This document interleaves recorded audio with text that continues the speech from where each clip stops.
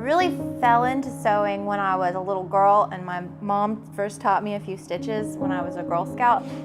And I kind of like forgot about that and put that to the side, as I kept growing as an artist. But when I went back to Meredith College my senior year, I took a fiber arts class, and I really fell back into love with it. And after college, I was working at the Pullman Art Center, and I was always sewing these gloves that I had started in my senior show of school. I took all these gloves I found at estate sales, and I decided that I was going to embroider stories about the people that have lost the gloves, and also the heirloom fabrics that people have worked on, like pieces from the 40s and 50s that they used. They embroidered it and they put it on their table, and they might have they pulled it out, for special occasions, and like thinking about what occasions they used it for and all that stuff, what they were doing when they stitched it.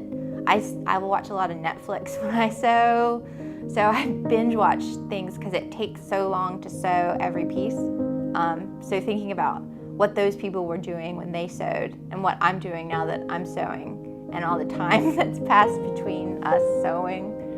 So there's a lot of time, I think, in my work, and a lot of family. When I was in college, I did a lot of woodblock prints based on family photographs.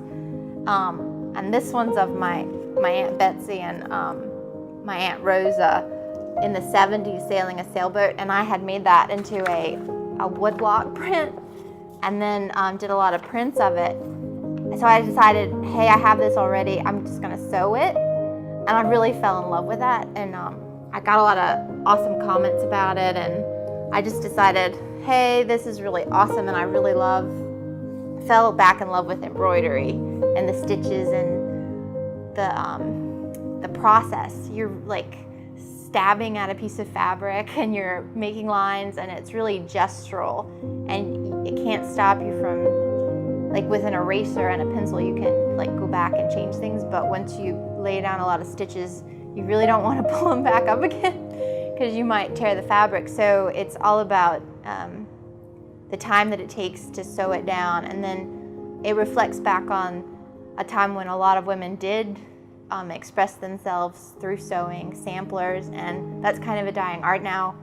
For a long time I really focused on photographs of family members that have aged a lot now, like back when they were children or my age, and now I'm starting to focus on photographs of myself and my relations now, like my mom now that she's older instead of when she was a toddler.